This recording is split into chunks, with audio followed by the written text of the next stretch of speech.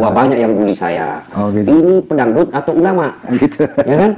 Banyaklah yang mengatakan musik itu haram. Oh. Nah, bagaimana pandangan Bang Haji tentang musik itu haram? Jadi di dalam kaidah usul fikih ada dikatakan al-aslu fil muamalati al-ibahah illa ayadulla dalilun ala tahrimiha. Hukum asli dari muamalah adalah ibahah, boleh. Kecuali ada hal-hal yang mengarah kepada keharamannya. Apa itu muamalah? Tentunya di luar ibadah. Muamalah misalnya main bola, main catur, main musik, itu muamalah. Al-aslu fil muamalati al-ibahah. Jadi asli dari hukum muamalah itu boleh. Ya. Kecuali ada hal-hal yang mengharamkannya. Ya. Misalnya contoh. Sudah ada dalil yang jelas mengharamkan. Dalil misalnya main bola, kemudian pakai taruhan, jadi haram. Ya. Main catur, waktu sholat lewat, haram. Begitu main musik, membuat orang lupa kepada Allah, lupa kepada sholat dan sebagainya. Erotisme, kemudian lirik-lirik yang merusak, karena the power of music itu can change character human beings. Musik itu bisa merubah karakter seseorang, bisa menjadi baik, bisa menjadi buruk. Assalamualaikum warahmatullahi wabarakatuh. Alhamdulillah wassalatu wassalamu ala rasulillah. Allahumma sholli ala Muhammad wa ala ali Muhammad. Teman-teman yang dirahmati Allah Subhanahu wa Ta'ala, Raja Dangdut menjelaskan bahwa hukum asal dalam muamalah adalah boleh, termasuk musik, kecuali jika ada unsur yang mengharamkannya. Musik bisa menjadi haram bila membuat orang lupa kepada Allah, lalai sholat, atau mengandung lirik yang merusak. Menjawab subhat ini, kita simak penjelasan Ustadz Ahmad Zainuddin, Hafizahullah. Simak sampai selesai. فَبِأَيِّ آلَاءِ رَبِّكُمَا تُكَذِّبَانِ. Haram. Ini tidak ada keraguan di dalamnya. Bagi yang benar-benar insaf, bagi yang benar-benar adil di dalam hukum, tidak ada keraguan di dalamnya. Haram dia. Dalilnya dari Al-Quran begitu banyak, dalilnya dari hadis Rasul begitu banyak. Para sahabat sepakat haram, para tabi'in, para tabi'ut tabi'in, imam yang 4. Lalu ngikutin siapa? Haram. Cuma di Indonesia ada ujian. Pendakwah-pendakwah yang masyhur menyatakan ada yang halal. Ini ujian bagi kaum muslimin di Indonesia. Nah, para ikhwan yang dirahmati oleh Allah Subhanahu wa taala, lihat perkataan menarik dari Syekhul Islam dalam kitab beliau, dalam kitab Majmu'ul Fatawa. Al-ma'azifu khamrun nufus, taf'alu bin nufus a'wama mimma taf'alu hummayal ku'us. Alat-alat musik dan nyanyian memabukkan jiwa, lebih memabukkan dibandingkan cangkir-cangkir yang terisi dengan minuman-minuman keras. Fa'idha sukkiru bil aswat, jika mereka sudah mabuk dengan suara-suara musik dan nyanyian, malu ilal fawahish, mereka condong kepada perbuatan fahishah, syahwat yang diharamkan, zina dan yang lain-lainnya. Bisa dipastikan musik mengajak kepada perbuatan zina. Lihat saja dari syair-syairnya, nyanyian-nyanyiannya. Lihat saja tempat-tempat kelab-kelab malam tidak lepas dari musik. Lihat saja tempat-tempat perempuan-perempuan menjual dirinya, badadai, tidak lepas dari musik. Malu ilal fawahish, itu susah untuk ditolak perkataan itu. Kalau sudah mereka mabuk dengan nyanyian, bunyi-bunyi musik, malu ilal fawahish. Wa ilal dhulm, dan condong juga kepada kezaliman, membunuh, saat konser tawuran dan semisalnya. Wa ila syirk, dan condong juga kepada kesyirikan.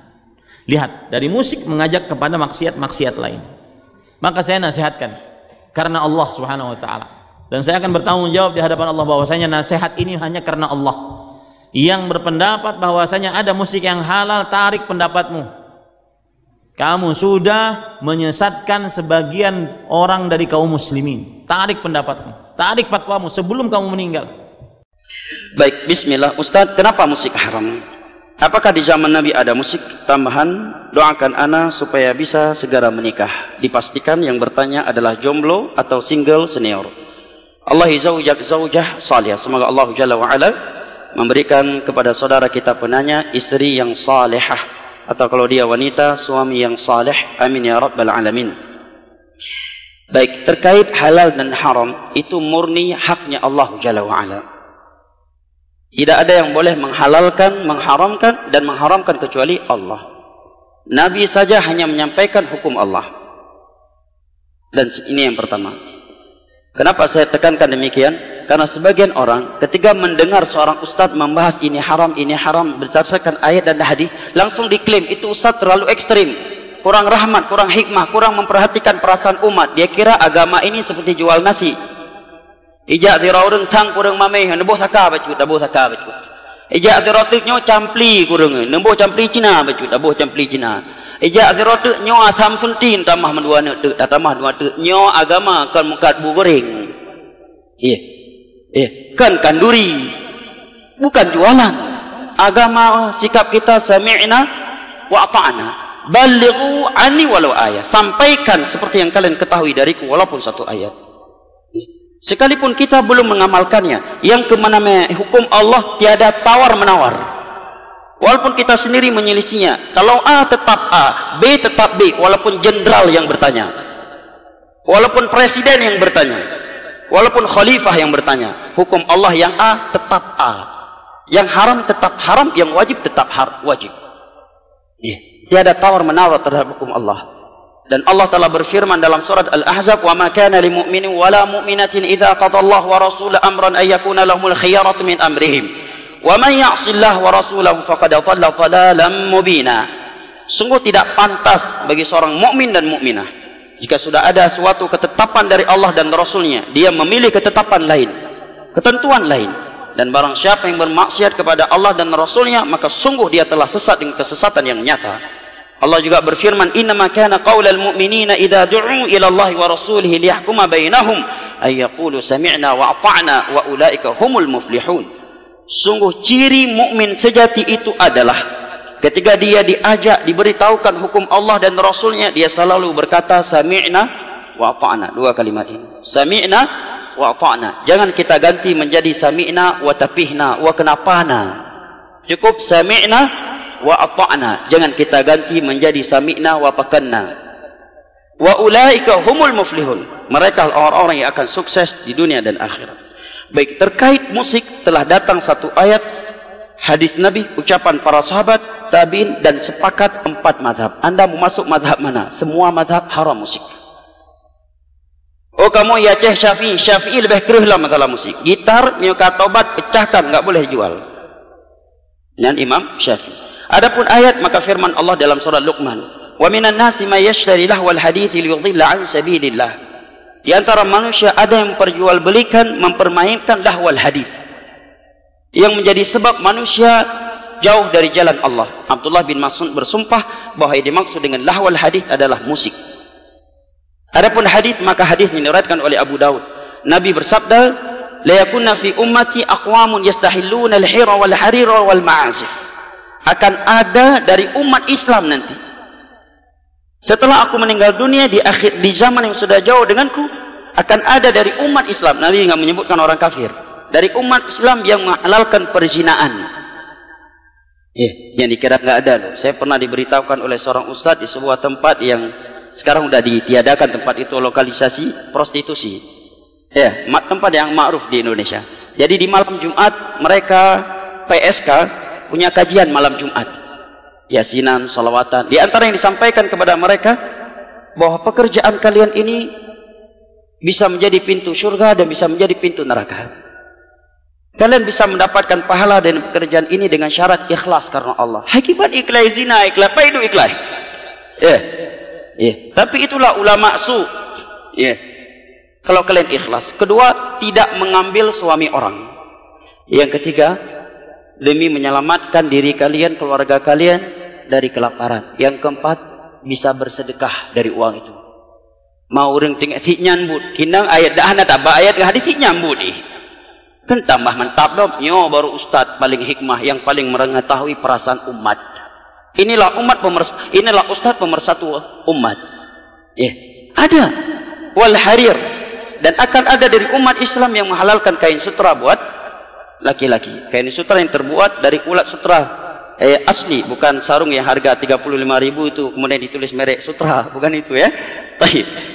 Dan wallahu alam, saya dan beberapa guru saya yang pernah melewati hadis ini seumur hidupnya belum pernah melihat kain sutra. Waktu itu Syekh Abdurrahman Al-Adi rahimahullah membahas hadis tentang kain sutra.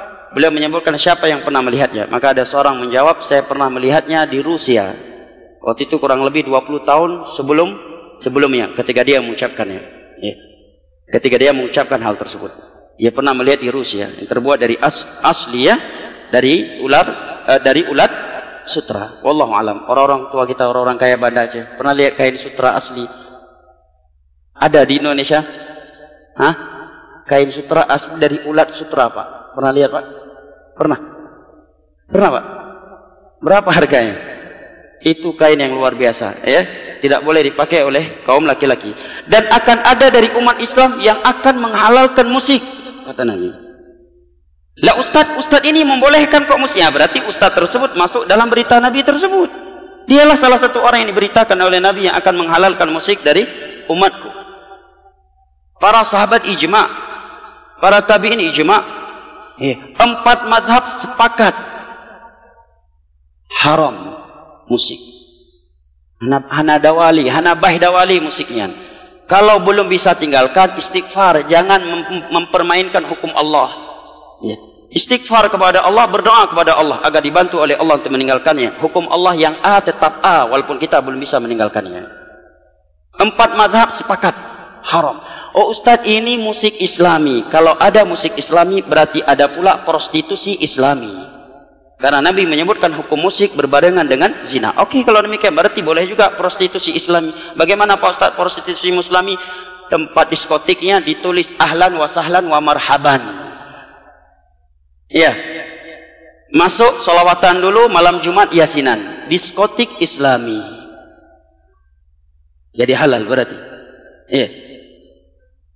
Dan kira-kira andai kata para sahabat bernyanyi di masa itu, Abu Bakar, kira-kira lagu apa yang akan beliau nyanyikan? Kasidah, dangdut, rock, jazz, ataukah yang lain? Kira-kira apa jamaah? Pasti bukan seperti lagu masa sekarang, pasti lagu-lagu yang bermanfaat, tapi diharamkan oleh Nabi. Dan tiada di antara mereka yang melakukannya. Apakah musik itu sudah ada di masa Nabi? Ada. Ada. Dan profesi menyanyi di masa Nabi adalah profesi yang sangat hina. Para orang merdeka tidak akan melakukannya. Jangankan manusia yang merdeka, budak sahaya saja tiada yang melakukannya kecuali budak sahaya yang wanita.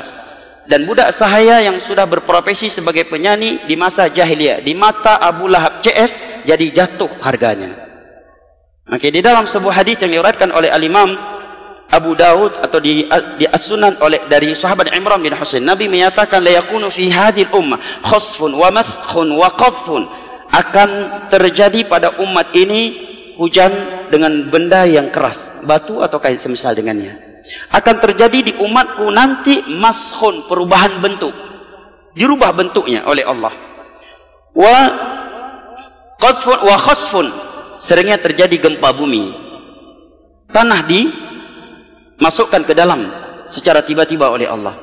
Berdiri salah satu seorang sahabat Nabi berkata, "Mata dzalika ya Rasulullah?" Kira-kira kapan itu terjadi wahai Rasulullah? Maka Nabi menjawab, idza dhaharatil qainat, apabila sudah bermunculan biduan-biduan, wanita-wanita penyanyi. Para ulama yang mensyarah hadis ini menerangkan bahwa al-qainat di masa dahulu adalah budak sahaya wanita yang menyanyi.